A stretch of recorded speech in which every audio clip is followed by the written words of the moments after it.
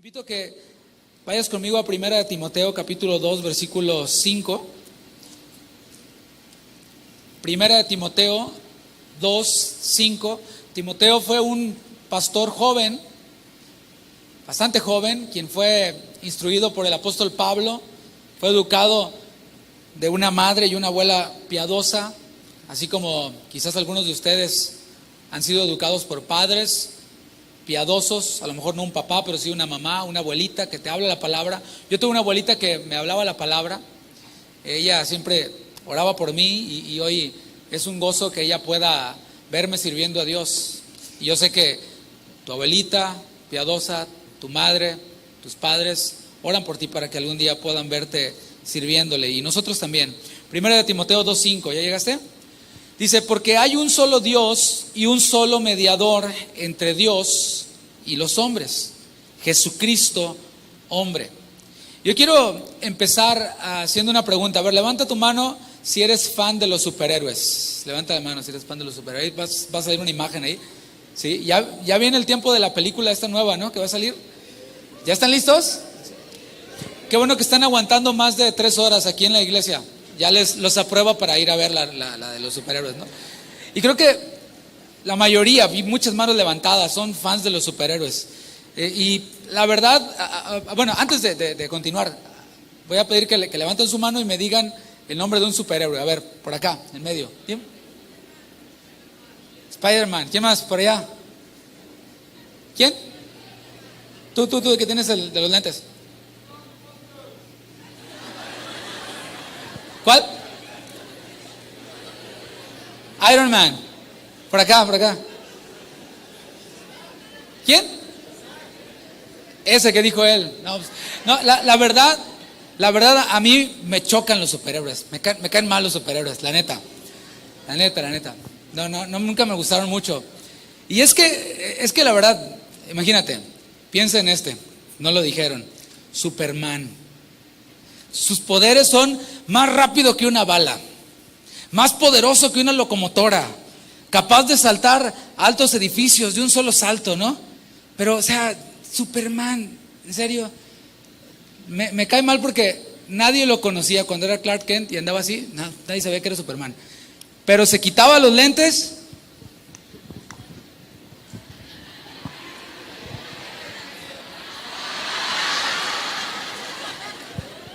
Sí, es Superman. Y ya no, se lo volvió a poner.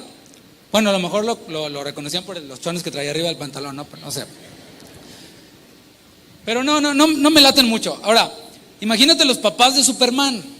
O sea, su nombre real era Kal-El, para los que no sabían, ¿no? Kal-El. Así cuando vivía allá en Krypton. Y Superman de morro, ¿no? El Kal-El. Y Kal-El, ven para acá. Y Kal-El, atrápame si puedes, está volando. Ven para acá, chavo. Y Kal-El volando, ¿no? No me gusta mucho.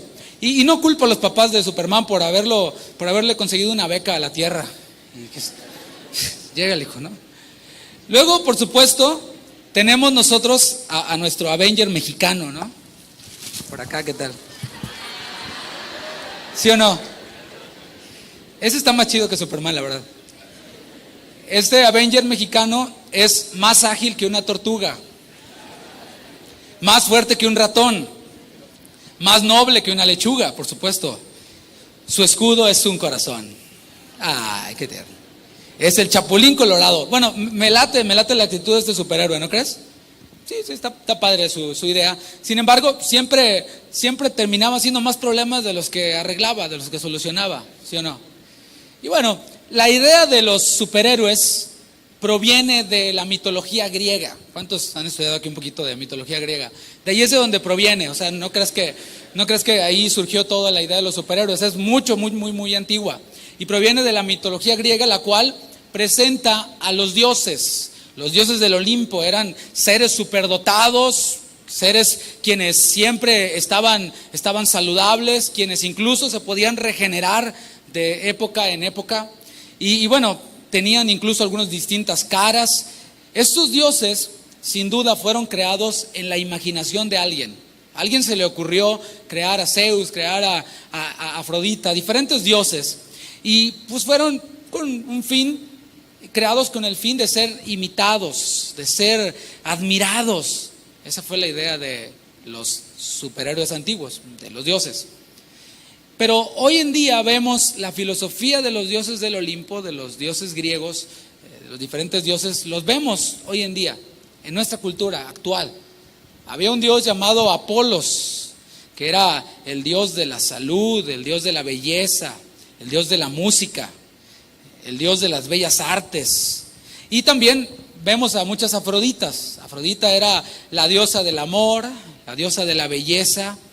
Y por si no me crees, los modelos de estos dioses continúan en nuestra cultura. ¿Qué me dices de esta imagen que va a salir ahí ahorita? De estas Afroditas, ¿no? Que pues se ponen sus filtros en el internet, ¿no? Se ponen sus filtros, se toman su foto y se arreglan. A eso no le está usando a las chicas, ¿no? Pero esas que usan los filtros, que alguien me explique los filtros, por favor, ¿no? Después se pierden y nunca las encuentran, porque tanto filtro, ¿no? ¿O qué me dicen de los chicos quienes se toman también sus fotos mostrando sus músculos, o se hacen sus videos dando tutoriales de guitarra acústica, ¿verdad? Quieren los Apolos ahí, ¿no? Tratando de ser los dioses de las bellas artes y de la música. Y yo te pregunto, si es que no tienen influencia, ahí está, ¿no? El de la guitarra acústica. Si es que no tienen influencia al día de hoy, estos dioses del Olimpo, incluso cuando vas a ir a ver la película de los Avengers, vas a salir tirando superpoderes por todos lados, ¿no? Sales tirando caratazos y superpoderes y todo esto, ¿no? Porque sí influyen en nosotros. Ya sea la filosofía griega o ya sea la ficción de los superhéroes, están tratando de vendernos una idea. ¿Cuál es esa idea? La idea de que somos autosuficientes. ¿Qué es autosuficiente? Es alguien quien no necesita nada, quien lo puede todo por sí solo. Y a esta edad en la que tú estás, yo me acuerdo, también pasé por allí, es muy marcado esto, en el cual no, yo puedo, no, yo no necesito a nadie, yo no necesito de mis papás, como nos predicaba el pastor Toño el día de ayer, de aquel joven, ¿verdad? Quien dijo, no, yo puedo, dame la herencia, la parte que me toca, y yo puedo hacer mi vida y no va a pasar nada. Eso es algo que está en nosotros y es la idea que los dioses del Olimpo trataban de implantar en la gente por medio de la filosofía, y también los superhéroes nos dicen, no, yo puedo, yo soy Superman. Y bueno, pues podrás tener capa y todo, pero las evidencias muestran otra cosa. No necesito de nadie, no necesito de nada. Otra idea que nos venden los dioses del Olimpo y nos venden los superhéroes también es que somos poderosos. Soy poderoso, soy un Dios. Sin embargo, para ser Dios es necesario reunir ciertas cualidades, y esas cualidades deben de ser probadas. Hay una cualidad que es, por ejemplo, la eternidad. Esa es una cualidad que alguien para que sea Dios tiene que reunir. Yo pregunto por aquí, a ver, ¿en qué fecha naciste tú? 2 de diciembre ¿de qué año? 2003. Del 2003, fíjate. O sea, a ver, por acá, a ver tú de chamarra roja, ¿en qué fecha naciste? 11 de agosto. 3 de junio del 98, ¿por acá tú? ¿Agosto qué me dijiste? Del 2004. A ver, alguien por acá, por este lado, que me quiera dar su fecha de nacimiento. A ver, alguien. Acá. Uy, están bien entusiasmados, ¿verdad? A ver, por acá tú que traes la de Desafío Juvenil, la verde. Aquí tú, segundo. Sí, tu fecha de nacimiento. 15 de agosto del 2001. Bueno, todos ellos ya fallaron, ya chafearon para ser dioses, porque empezaron a existir en un momento, en una fecha. Así que están descalificados, porque ya no son eternos. Pero hay otra cualidad que se requiere para ser Dios, y es omnipresencia. Omnipresencia significa estar en todo lugar.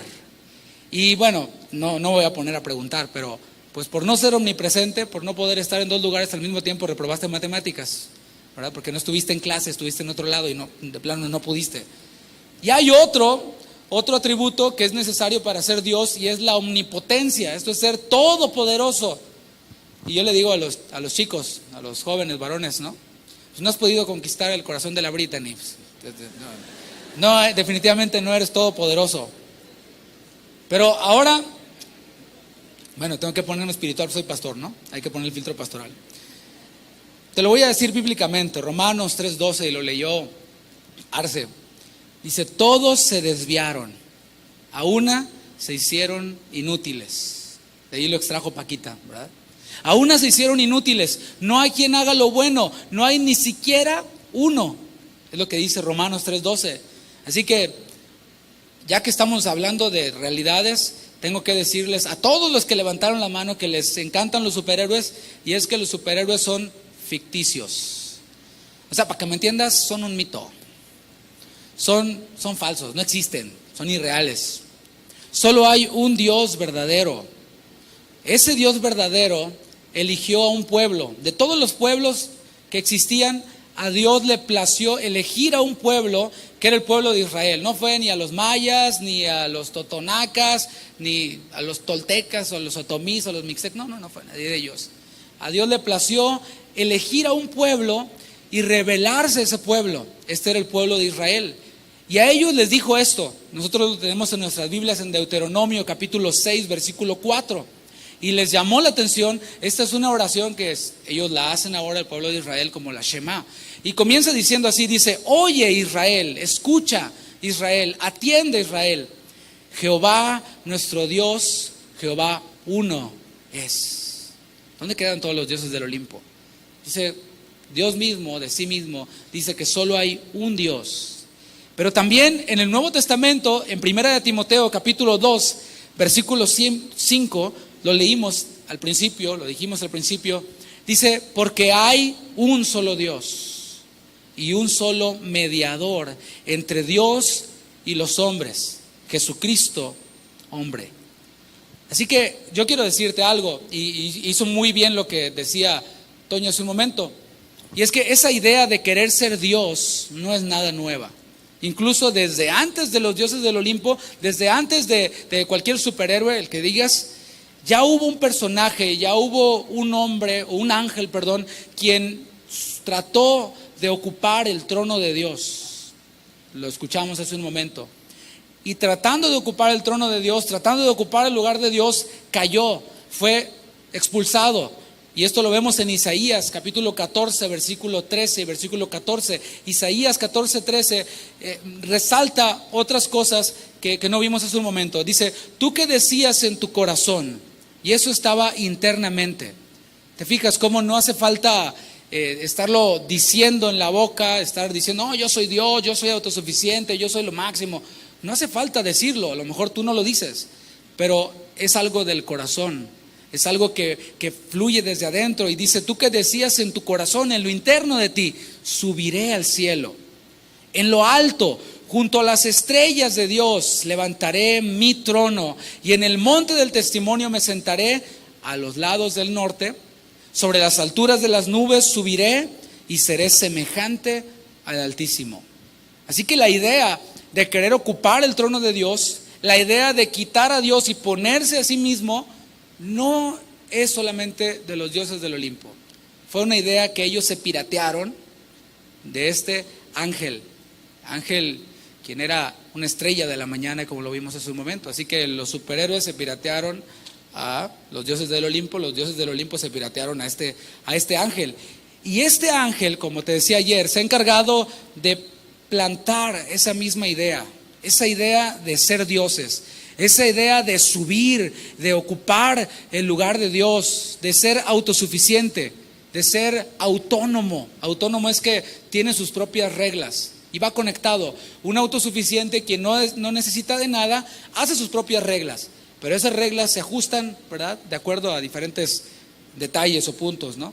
Y esta idea que Satanás ha plantado por medio de cualquier tipo de red social, por medio de películas, etcétera, que por cierto la ha estado logrando, es una idea que es pecado. Volvemos a lo mismo. Y Dios da una sentencia por el pecado. Dios no deja el pecado sin castigo. Dice Romanos 6:23, porque la paga del pecado es muerte. Así que esto ya nos deja pensando y dices: bueno, si yo tuviera que pagar ese castigo, esa paga, ¿verdad?, a causa del pecado, pues no tengo chance de seguir viviendo. Es decir, queda saldada, pero no puedo seguir viviendo. ¿Te das cuenta que la idea de querer ser Dios es decir, ser autosuficiente, es una grave ofensa hacia el único Dios verdadero, quien Él mismo dijo, hay uno solo un Dios. En Timoteo lo vimos también. Y el tratar de quitar a Dios y ponerse a sí mismo es una ofensa más grave que incluso irte a Los Pinos y decir, a ver, mi querido Andrés Manuel, llégale, hijo, ya llegó aquí tu papas fritas, ¿no? ¿No? O sea, es mucho más grave que esto que te estoy diciendo. Y a estas alturas, si tú has sido de aquellos quienes dices, no, yo no necesito de nadie, yo soy ley para mí mismo, yo sigo siendo el rey, pero te has dado cuenta por medio de lo que he dicho hasta ahora y de lo que se ha dicho durante todo el Congreso de que, ups, soy culpable. ¿Y ahora quién podrá ayudarme? Y te prometo que el Chapulín Colorado no es. Es necesario que alguien te ayude. Es necesario que alguien interceda por ti. Y hay un término legal, yo no soy un experto en leyes, yo muy a duras penas toco la guitarra, pero hay un término legal que es conocido como mediación. La mediación es un método para resolver conflictos para no llegar a la instancia judicial. Así que se hace uso de este método, se hace uso de esta parte legal que es la mediación. Dije que es con el fin de resolver conflictos antes de llegar a la instancia judicial. Y desde la antigüedad, Dios ya estaba revelando lo que iba a ocurrir en el futuro. Toño nos habló ampliamente de esto. Dios ya estaba revelando lo que iba a ocurrir en el futuro. A ese pueblo de Israel del cual yo te hablé hace un momento, mencioné hace un momento, a quien Dios se reveló como el único Dios, por supuesto, les reveló también acerca de un sacrificio, les enseñó acerca de un sacrificio en lo que conocemos como la fiesta de la Pascua. Déjame te cuento así brevemente de qué se trataba esto de la Pascua. El pueblo de Dios salió de Egipto, eran esclavos de Egipto, bajo esa tiranía, eran esclavos, y Dios los rescató, los sacó de allí, y antes de rescatarlos de allí, Dios envió algunas plagas para hacer entrar en razón a Faraón o para mostrar la dureza de su corazón. Así que una de esas plagas, que fue la última, Dios iba a pasar matando a todos los primogénitos de Egipto. Y el Señor les dijo, sacrifiquen a un animal, a un cordero sin defecto, y la sangre de ese animal úntenla sobre los marcos de las puertas, y cuando el ángel de Jehová pase matando a todos los primogénitos, cuando vea esa señal de la sangre en las puertas, en los dinteles, en los marcos, va a pasar de largo y no morirá el primogénito de allí. Así que cuando ellos salieron de Egipto, el Señor les mandó que recordaran al pueblo de Israel, les mandó que recordaran ese suceso, ese acontecimiento, y que siempre tuvieran eso, y era algo obligatorio para ellos, y lo sigue siendo hasta ahora para el pueblo de Israel. Pero ¿qué Dios quería enseñar a través de eso? Dios lo que quería era revelarles lo que iba a ocurrir en el futuro, de lo que hemos estado escuchando. Ese mismo cordero que apaciguó la ira de Dios, el castigo de Dios por medio de la sangre, es un cordero que vamos a ver. Pero ese cordero era algo temporal, y temporal. ¿Temporal? Era algo temporal, era algo que se tenía que volver a hacer. A causa del pecado también, más adelante ellos tenían que ofrecer sacrificios de animales inocentes tenían que morir. Y esa sangre de los animales inocentes era temporal, cubría y apaciguaba la ira de Dios de forma temporal. Y no anulaba la sentencia final de Dios de forma permanente, de forma perpetua. Y aunque la sentencia ya está dictada, lo hemos visto, Dios mismo ofreció a un mediador para que resolviera el problema mortal que hay entre Dios y entre el hombre. A lo mejor tú dices, ups, yo pensaba que todo estaba bien entre Dios y yo no me meto con él. A veces hasta me persino, a veces hasta doy limosnas, a veces así como el joven rico, ¿no? Yo pensé que estaba todo bien. Pues ¿qué crees? No está todo bien. Hay un problema mortal entre Dios y tú si tú no te has arrepentido. O a lo mejor tú dices, yo voy a la iglesia todos los domingos, miércoles, sábados, todas las reuniones. Pero si no has entregado tu vida al Señor, si no te has arrepentido y confiado en Jesús para tus pecados, hay un problema mortal el cual tú estás enfrentando ante Dios. Así que este mediador de quien yo te voy a hablar ahora, quien puede ayudarte, no podía ser cualquiera. No podía ser cualquiera. Tenía que ser perfecto. Por lo tanto, tenía que ser Dios mismo. porque lo hemos visto y lo leímos, no hay justo ni aun uno. Todos a causa del pecado en el que nacimos, a causa de Adán, pues hemos nacido en pecado, y cualquiera quien dijera, no, pues yo me ofrezco como sacrificio, no era suficiente, no iba a servir, no iba a funcionar. Quizás hubiera sido un acto bueno, qué bonito, dio su vida por los demás. Dice la palabra que no hay mayor amor que este, que uno dé su vida por sus amigos. Es un amor lindo, pero Dios no dio su vida por sus amigos. Envió a Jesús y dio su vida por sus enemigos, por nosotros. No podía ser cualquiera, tenía que ser perfecto, por lo tanto, como dije, tenía que ser Dios mismo. Y este mediador entre Dios y los hombres, lo leímos, se llama Jesucristo. Di Jesucristo. Jesús no fue producto de una relación entre un hombre y una mujer. Ya estamos aquí entre gente que tiene un poquito más de entendimiento de las cosas. Ya sabes que no te trajo la cigüeña y todo este tipo de cosas, ¿no? Ya, fíjate, ya te dije que los superhéroes son ficticios. Ya te estoy diciendo ahora que no te trajo la cigüeña. Lamento desilusionarte. Por cierto, Santa Claus no existe. Pues Jesús no nació como producto de la relación entre un hombre y una mujer, como todos nosotros nacimos. Fue producto del Espíritu Santo. El Espíritu Santo, la sombra, cubrió a María y Jesús fue concebido sin pecado. Y por esto te lo digo con toda seguridad, Jesús fue perfecto mientras que estuvo en esta tierra, ha sido perfecto y seguirá siendo perfecto siempre. Solo Él podía ser un mediador seguro, un mediador eficaz, y Él sí posee todas las características para ser Dios. Él sí reúne todos los requisitos para ser Dios, si le podemos llamar de alguna manera. Y por cierto, Él no llegó a tenerlas. Él no se ganó el título de ser Dios. No tuvo que darle una lana a alguien para llegar a ser Dios. No tuvo que hacer algo para llegar a ser. Él es el mismo ayer, hoy y por los siglos. Él no cambia. Estos atributos, estas cualidades de Dios son parte de su esencia. Te digo, por ejemplo, Jesús posee eternidad. ¿Puedes decirlo? Jesús posee eternidad.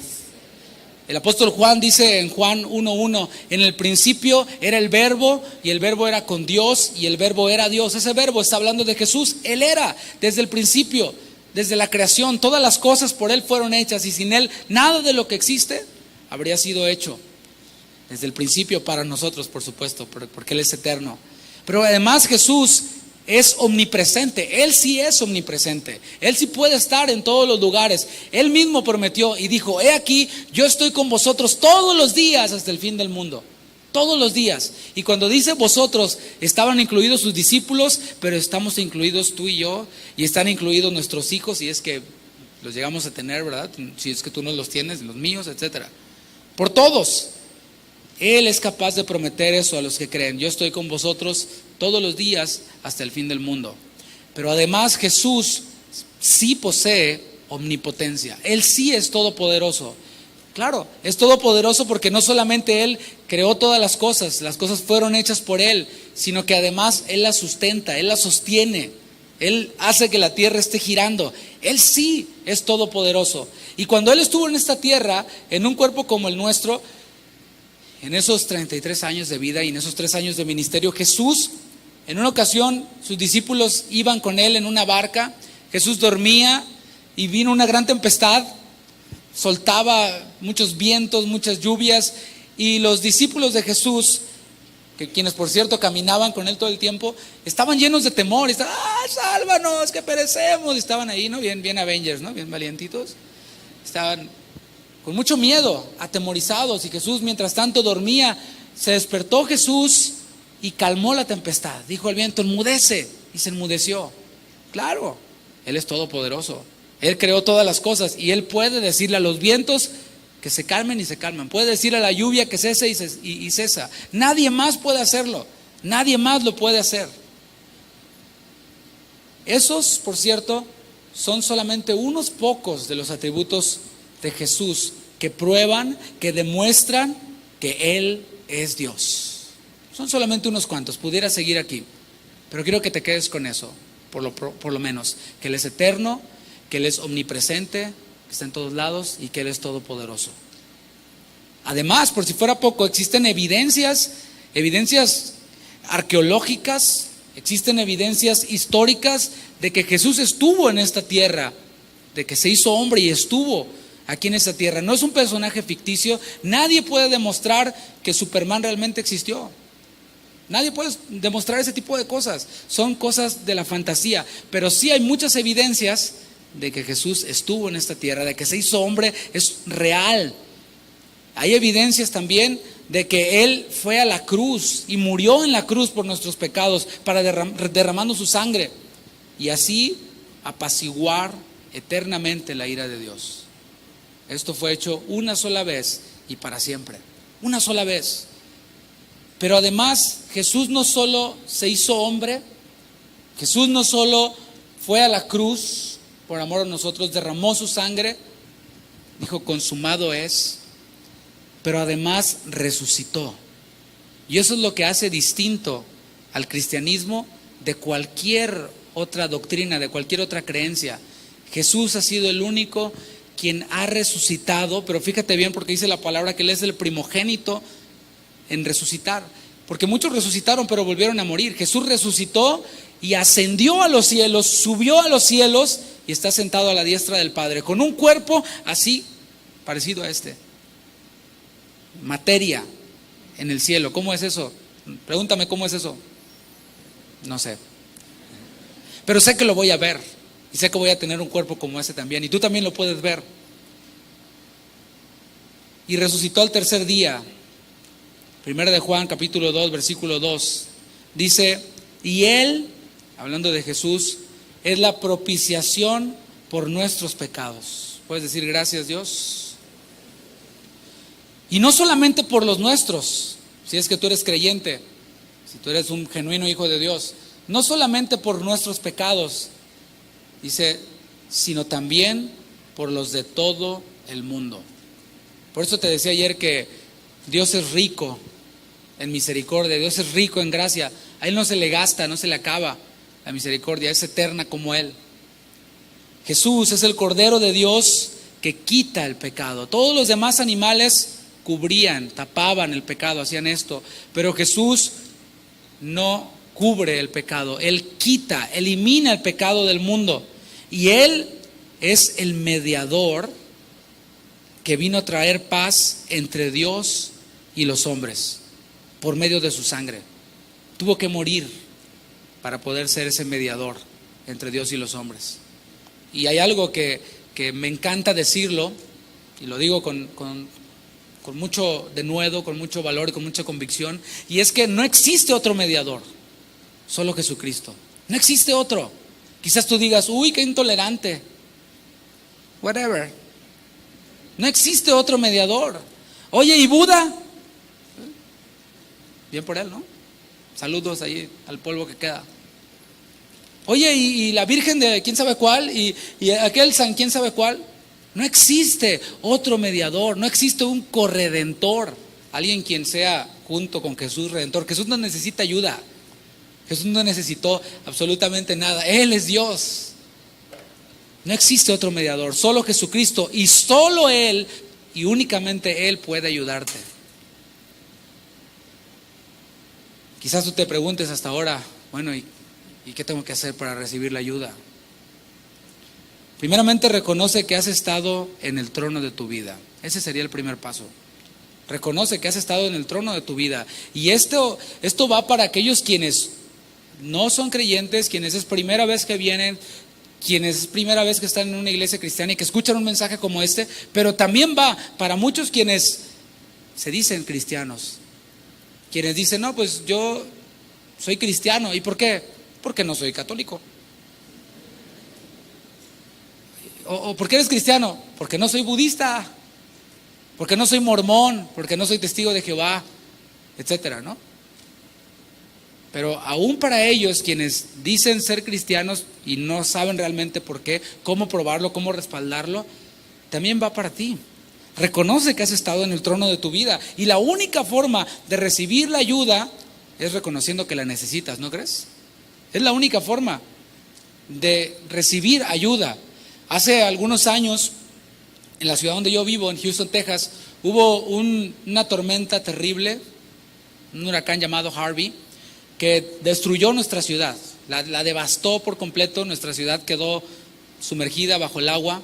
Fue algo terrible. Gracias a Dios en mi casa no pasó nada, no pasó a mayores, pero en muchas partes mucha gente se quedó sin casa, se quedó sin luz, sin comida, sin nada. No importaba que fueras el hombre más rico de Houston, tenías el dinero allí, pero no había tiendas abiertas. Amazon no estaba funcionando, ni Uber Eats, ni nada de esto. Así que podrías tener el dinero y no te servía absolutamente de nada. Literal, hubo personas quienes tuvieron que subir al techo de su casa y estar allí por muchas horas, algunos por días, esperando recibir ayuda porque las aguas no bajaban. Venían helicópteros, bajaban una cuerda y te subían al helicóptero para llevarte a un lugar donde no hubiera inundación. Algunos familiares míos vivieron eso y es terrible. Una familiar mío que tenía una bebé pequeñita. Pero imagínate que tú ves todo inundado, todo devastado, no hay luz, no hay comida, no hay nada, y dices, no, yo no necesito ayuda, aquí yo puedo solo. No pasará mucho tiempo para que te mueras de hambre o para que te enfermes de algo. Para recibir ayuda es necesario reconocer que necesitas ayuda, que necesitamos ayuda. Y este es el primer punto, reconocer que has sido quien ha ocupado el trono que solo a Dios le pertenece en tu vida.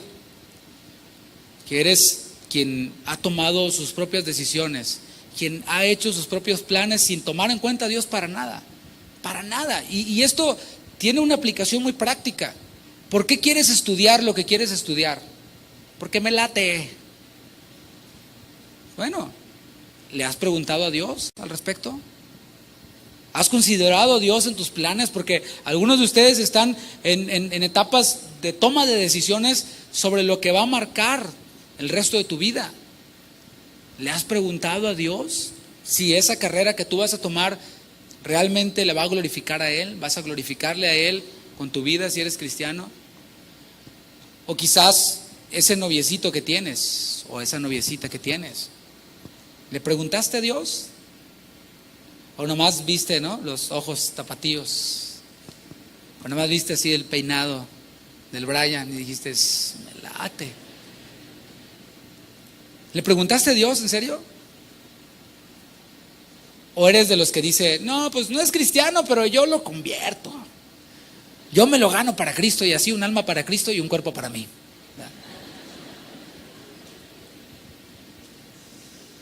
¿Le preguntaste a Dios en eso?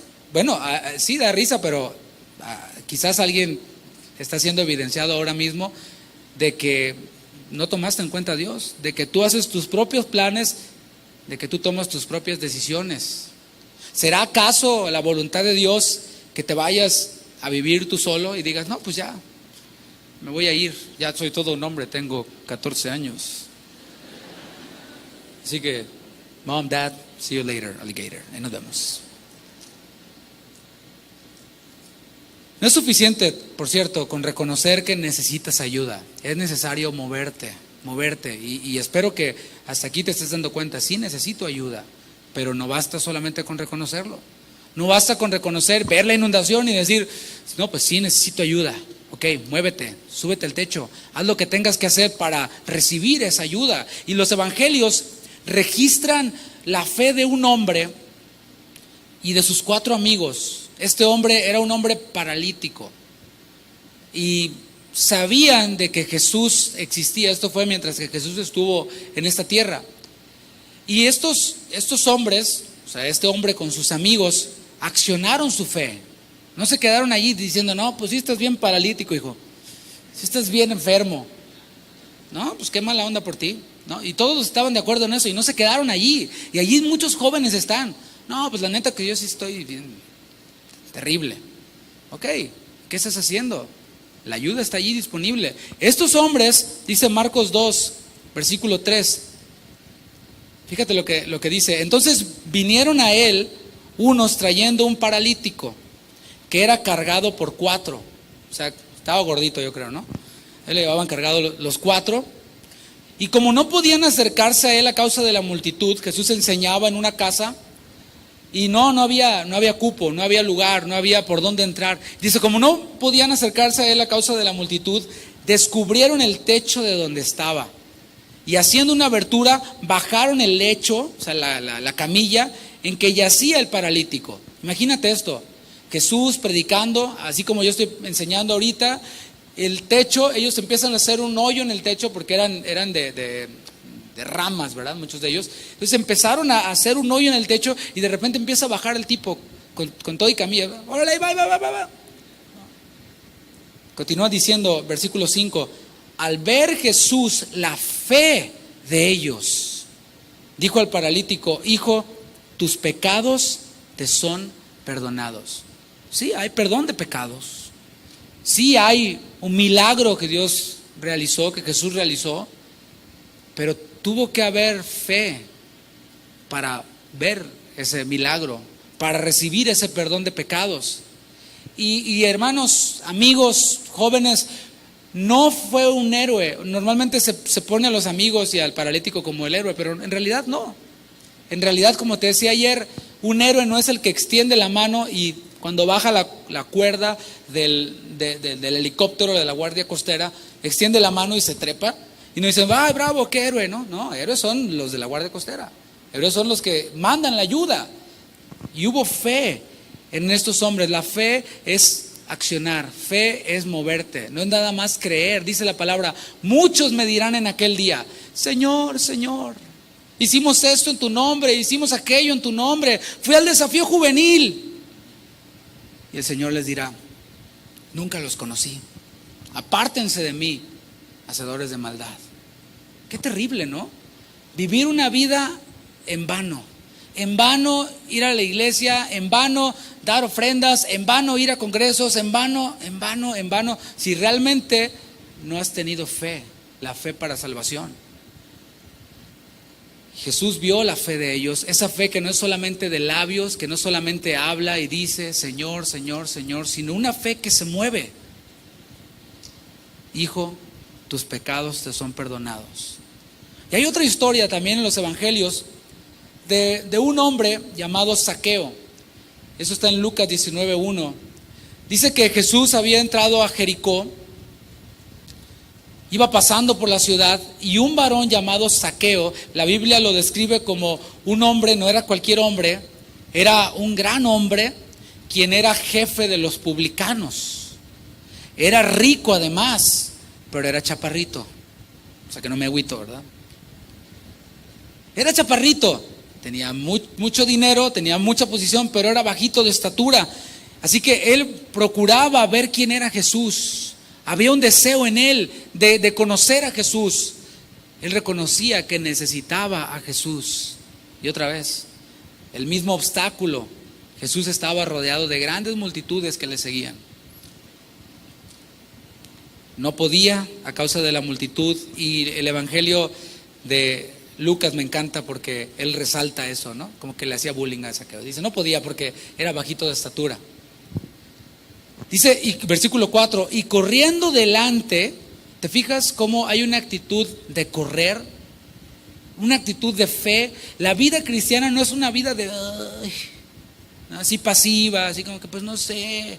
¿Vas a ir al congreso? Pues no sé, ¿verdad? Está la alabanza y está aquí Charlie saltando, ¿verdad? Hasta yo y todos saltando. Y así como que ¿verdad? Dice que corrió delante, buscó la manera. Y al no ver, yo me imagino a Zaqueo ahí corriendo y yendo para un lado, yendo para el otro, saltando, y no pudo. Así que nos dice la palabra que subió a un árbol sicómoro para verle. Eso es fe. Fe no es bla, bla, bla, bla, bla. Fe no es una playera que diga Juan 3:16. Esto es fe. Cuando Jesús llegó a aquel lugar, mirando hacia arriba, le vio. Jesús le vio y le dijo, Zaqueo, date prisa, apúrate, hijo, desciende porque hoy es necesario que pose yo en tu casa. Y eso mismo te está diciendo Jesús hoy. Es necesario que yo venga a vivir en tu en tu casa, en tu templo, que yo ocupe el trono de tu vida, que yo tome las decisiones en tu vida. Entonces él descendió a prisa, otra vez moviéndose de principio a fin, es una vida activa. Entonces él descendió a prisa y lo recibió gozoso. Al ver esto, todos murmuraban, diciendo que había entrado a posar con un hombre pecador. Y esto nos revela que no siempre le vamos a caer bien a todo el mundo, no siempre va a ser todo de color de rosa. La vida que Jesús te ofrece no es una vida libre de problemas, por cierto. El Señor dijo, en primera instancia les dijo, cuando le preguntaron, ¿dónde moras? Vengan y vean. Después, cuando le seguían y hacía milagros, Jesús se volvía y les decía, hey, el que quiera ser mi discípulo tiene que comer mi sangre, tiene que tomar mi sangre, comer mi carne, tiene que tomar su cruz y seguirme cada día. Dice que muchos de sus discípulos ya no le seguían después. Jesús no te promete una vida de color de rosa aquí en esta tierra. Habrá problemas. Y dijo, en el mundo van a tener aflicción, pero confíen, yo he vencido al mundo. Murmuraban y decían que había entrado a posar con un hombre pecador. A lo mejor te van a decir muchos, ay sí, el Brian ahora sí muy cristianito, ¿no? O sea, así eran los churros que se fumaban, ¿no? Se aventaba todas las botellas de tequila y aquella no, o sea, ya se acostó con toda la escuela, ¿no? Y así van a murmurar, así murmuraban de él. Entonces Zaqueo, puesto en pie, dijo al Señor, he aquí, Señor, la mitad de mis bienes doy a los pobres, y si en algo he defraudado a alguno, se lo devuelvo cuadruplicado. A eso se le conoce como frutos de arrepentimiento. Hay que moverse, hay que correr, hay que subirse, hay que hacer lo que sea necesario, pero también hay que estar dispuestos a pagar las consecuencias de nuestros pecados. Y aquí vemos a un Zaqueo dispuesto a regresar lo que él hubiera defraudado. Jesús le dijo, hoy ha venido la salvación a esta casa, por cuanto él también es hijo de Abraham. Porque el Hijo del Hombre vino a buscar, y a salvar lo que se había perdido. Solo hay una forma de recibir la ayuda de Dios, reconociendo, perdido estoy. He ocupado el trono que le pertenece a Dios. He intentado ocupar el trono, el lugar que solamente Dios tiene. He tomado mis propias decisiones. He tratado de engañar a muchos y a lo mejor lo he logrado, pero a Dios no lo puedes engañar. La salvación no es agregar a un Dios más. Eso es lo que ocurre muchas veces. Muchos tienen sus superhéroes, sus dioses, o son dioses ellos mismos, y le dicen, vente Señor, aquí le echamos ganas entre tú y yo, ¿no? Te doy chance. O lo pones ahí entre todos tus demás ídolos. Pero eso no es la salvación. Es destruir a todos los ídolos, destruirlos a todos, para que Jesús reine, para que Jesús sea el rey. Así que es necesario pararte del trono de tu vida, cedérselo a Jesús y disfrutar del perdón de sus pecados. Te invito a que te pongas de pie. Otra parte que nosotros podemos disfrutar, quienes hemos creído en Jesús, es el vivir agradecidos, el vivir cada día agradecidos y decirle, Señor, donde abundó el pecado, sobreabundó la gracia. Gracias por eso. Y quiero finalizar haciendo un llamado con todo mi amor. Es el anhelo de nuestro corazón, de quienes han organizado este congreso, de ver almas arrepentidas. Dice la palabra que hay fiesta en los cielos cuando un pecador se arrepiente. Así que si hoy un pecador se arrepiente, si hoy alguien dice, yo he tomado el trono que le pertenece al Señor, yo necesito ayuda, yo me levanto, extiendo mi mano y recibo esa ayuda, este congreso ha valido la pena. Así que yo invito a todos a que cierren sus ojos y que mediten un ratito en esto que hemos escuchado. Otra vez, quizás has ido a la iglesia por mucho tiempo, por muchos años, pero no has reconocido esa ayuda que necesitas. Has tenido a Jesús en medio de otros ídolos. Hoy el Señor te muestra su misericordia, te muestra su amor al permitirte escuchar este mensaje. Y allí en tu lugar, te voy a invitar a que levantes tu mano si tú quieres decirle al Señor, Señor, toma el trono de mi vida. Tú conduce mi vida, tú dirige mi vida. Y no lo quiero decir como algo poético, como algo idílico, romántico, como si fuera canción de Arjona, sino que realmente tú decidas en mi vida. Y eso incluido la carrera que voy a estudiar, eso incluido quién va a ser mi novia, mi esposa, mi novio, mi esposo, si eres chica. Si me voy a vivir a Tijuana o si me voy a vivir a Veracruz, o que seas tú, Señor, quien gobierne mi vida genuinamente. Así que levanta tu mano y dile: Señor, aquí está mi vida. Tómala, Señor. Pues tú eres santo. Si puede pasar el grupo de alabanza y vamos a adorar al Señor. Vamos a decirle: Jesús, tú reinas con poder. Tú venciste a la muerte en la cruz. Tú eres el Cordero de Dios que viene a quitar el pecado del mundo. Recibe hoy a ese mediador entre Dios y los hombres. Solamente Él es el camino. Solamente Él es la vida. Solamente Él es la verdad. Nadie va al Padre si no es por Él. Señor, sigue obrando en medio de tu pueblo. Sigue obrando en medio de aquellos quienes hoy te reconocen como el Salvador, te reconocen como el Redentor. Sigue obrando en aquellos quienes están extendiendo sus manos para recibir esa ayuda que solamente tú puedes dar.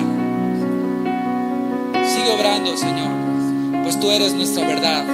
Tú eres el Rey de majestad y eres santo, santo, santo. Y cada vez que yo declaro que tú eres santo, digo que yo soy impuro, que yo soy imperfecto, que yo soy necesitado. Y como son más altos los cielos, así eres tú más alto que cualquiera de mis pensamientos, que cualquiera de mis excusas, que cualquiera de las cosas que yo pueda decir o cuestionar. Tú eres más alto, Señor, y santo. Y aquellos quienes somos tus hijos ya, sigue habiendo esa tentación en nosotros, sigue habiendo esa tendencia a que otras cosas ocupen el lugar que tú tienes.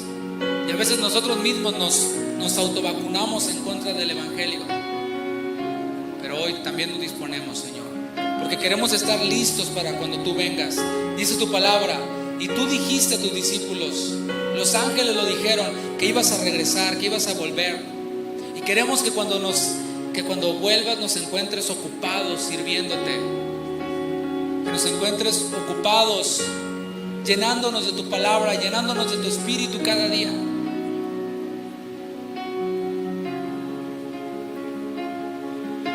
Quiero hacer un llamado más, y este llamado es para aquellos quienes sienten y a la luz de esta palabra predicada sienten que han vivido una vida cristiana mediocre, una vida cristiana solamente superficial. Pero hoy quiero decirle al Señor: Señor, quiero estar listo para cuando tú vuelvas. Quiero que tú me encuentres trabajando en tu obra, no enterrando el talento, sino trabajando para tu obra, para tu reino, invirtiendo en las cosas eternas y no en las cosas terrenales. Levanta tu mano también. Y si los pastores, quienes están aquí, los consejeros, nos ayudan a acercarse a donde les sea posible llegar. Y aquí hay un poco de espacio al frente. Si quieres venir al frente, así como Zaqueo, quieres venir corriendo, no porque haya poder en nosotros, sino esto es algo simbólico de demostrar nuestra fe. Si tú quieres decir: quiero ir al siguiente nivel, Señor, no quiero quedarme ahí en la mediocridad, ven acá al frente y vamos a tratar de ocupar este espacio.